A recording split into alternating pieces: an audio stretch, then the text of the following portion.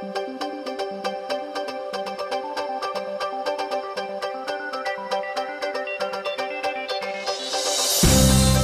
2011 United Nations Climate Change Conference, also known as COP17, began 1 week ago and will be concluding in just a few days in Durban, South Africa. With scientists reporting an increase in extreme weather events related to global warming, the summit delegates from around the globe bear the very real pressure and responsibility of protecting human lives for current and future generations. In recent months leading up to COP17, there have been media reports on the most rapid, effective, and necessary solution to global warming: the organic vegan diet. Some of the news reports cite leading voices on the climate change issue. For instance, the US-based Fox News quotes former US Vice President Al Gore, who in 2007 won the Nobel Peace Prize for his leadership on addressing climate change, through this article written by energy reporter Robin Bravender for the US-based news group Politico Pro. In a previous interview in 2009, Mr. Gore had said he had sharply reduced his own meat intake to help reduce global warming. Industrial agriculture is a part of the problem, Gore said Friday during an interview with Fearless Revolution founder Alex Boguski. The shift toward a more meat-intensive diet, the clearing of forest areas in many parts of the world in order to raise more cattle, and the reliance on synthetic nitrogen for fertilizer are also problems, he added. Instead, Gore advocated organic farming and relying on more productive, safer methods that put carbon back in the soil to produce safer and better food. On November the 14th, India's widely read English-language newspaper, The Statesman, quoted the influential Indian Parliament member and vegan Ms. Maneka Gandhi as she spoke about the largest human-caused source of the potent greenhouse gas methane, livestock raising. Global warming is caused by methane and not carbon dioxide, said Mrs. Maneka Gandhi, wildlife activist and BJP Bharatiya Janata Party MP Member of Parliament, today during the launch of the Rotary Club of Calcutta Mayfair's initiative. Today, we're trapped in a debate over carbon dioxide causing global warming and climate change as it suits us and the West. After so many green marathons, green caps, green banners, and all the conferences worldwide, the year 2000 remained the warmest and carbon dioxide levels remained the same, she added.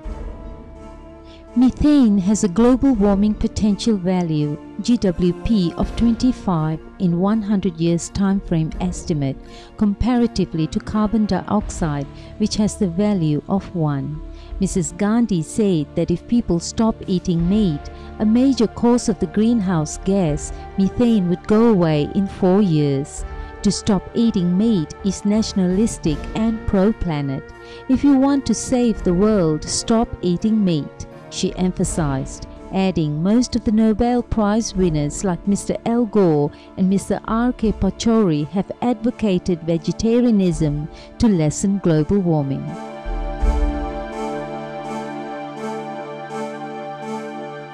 While a global shift to an organic vegan diet is imperative, corresponding changes in agriculture are also vital. In November 2011, a report titled "Achieving Food Security in the Face of Climate Change" was published by the Commission on Sustainable Agriculture and Climate Change, which is a group of leading scientists convened by the Consultative Group on International Agricultural Research. The following is a coverage of this new report by Fiona Harvey from the UK-based newspaper The Guardian. Billions more investment is needed in agriculture and food distribution systems around the world in the next few years if widespread hunger is to be avoided, according to a group of leading scientists. If that investment is directed towards sustainable forms of agriculture, then farming can also be made into a weapon in the fight against dangerous global warming, they said, as more environmentally friendly farming methods can result in soils absorbing carbon dioxide rather than releasing it. Agriculture has been neglected in international climate change negotiations. But if governments persist in ignoring the problem, then millions are likely to go hungry, according to a new report published on Wednesday morning, before the next round of negotiations in South Africa later this month. The scientists also called for a change in consumption patterns to ensure that basic nutritional needs are met and to foster healthy and sustainable eating habits worldwide. An increasing amount of food production is geared towards feeding livestock, as people like to eat more meat as they grow more affluent. The scientists also called for governments to create comprehensive, shared, integrated information systems on agriculture. But they said that the demands of an increasing global population for more food could be met without environmental harm if farming methods were reformed and farmers educated in sustainable techniques. Whether we choose animal agriculture or organic vegan agriculture could mean the difference between facing no future and enjoying a truly sustainable one. Richard King, Economy Justice Policy Advisor for the leading UK charity Oxfam GB, contributed an article to The Guardian on this very subject. Dated June 1st, 2011, it explains why demands for a meat-based diet could have a more detrimental effect on global health and hunger than population growth. Feeding livestock is much less resource efficient than growing grains for human consumption. Already 1/3 of the world's cereal harvest and more than 9/10 of the world's soya is used for animal feed. Soya-derived feed may be produced on or indirectly contribute to expansion onto cleared rainforest land. Rainforests are very important natural carbon sinks, and therefore their clearance accelerates climate change, which is already challenging food production the world over. The production of 1 kilogram of beef uses 12 times the amount of water needed to produce 1 kilogram of wheat and more than 5 times the amount of land. Next, internationally respected economist James McWilliams wrote an article on November 16th, 2011, mentioning his support for the logical vegan solution to climate change. The piece was published as a blog on the website www.freakonomics.com, titled after the best-selling 2005 book Exploring the Hidden Side of Everything. However, as a recent report from the World Preservation Foundation confirms, ignoring veganism in the fight against climate change is sort of like ignoring fast food in the fight against obesity. Forget ending dirty coal or natural gas pipelines. As the WPF report shows, veganism offers the single most effective path to reducing global climate change.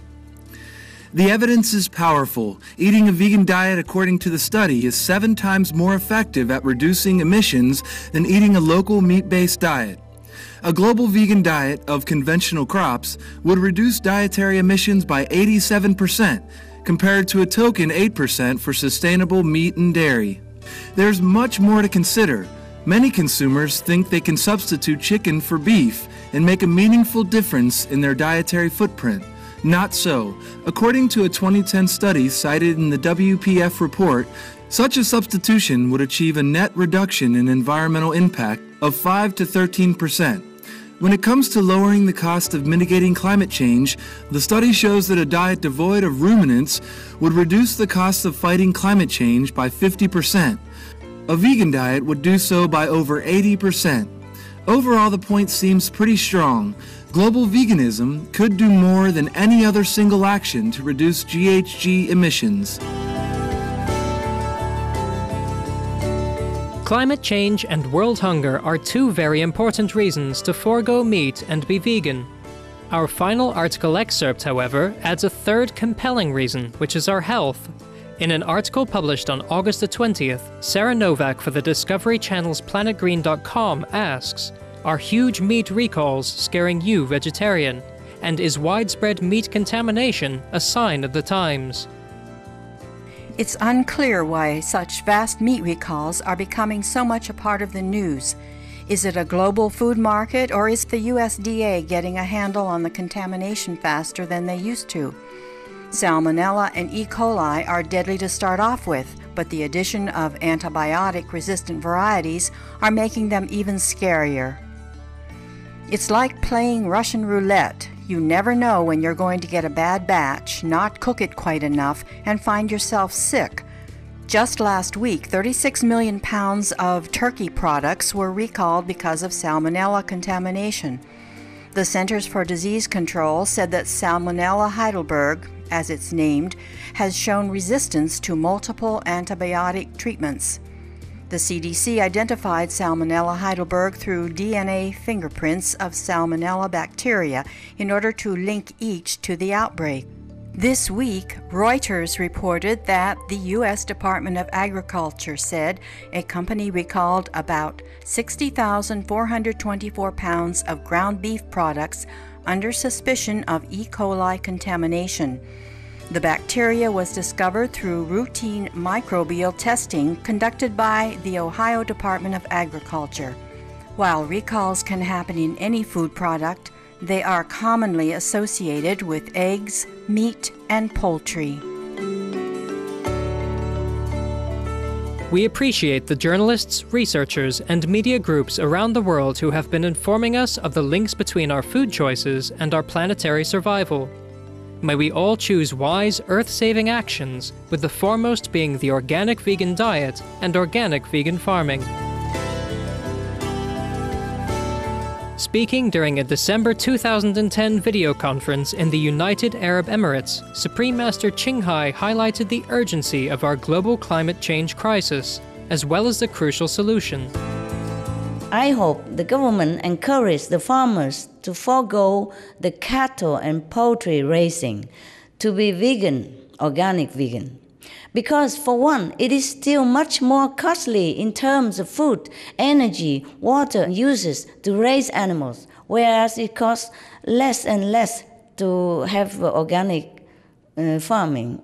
We need every help right now in this emergency situation.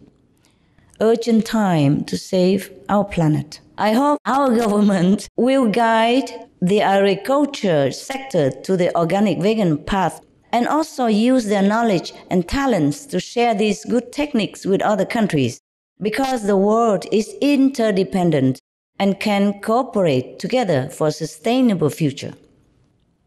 Again, and finally, we must change our lifestyle. We should live more simply, sustaining ourselves on the best diet and the ecology diet, that is organic vegan. Thank you for joining us on today's program. Coming up next is Words of Wisdom after noteworthy news. Please stay tuned to Supreme Master Television. Blessed be your wisdom and courage in helping to save our planet.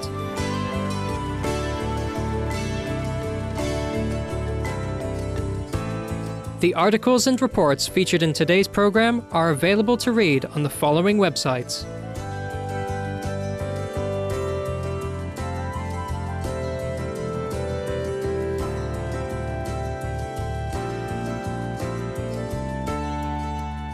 For more details, please visit www.suprememastertv.com/EE.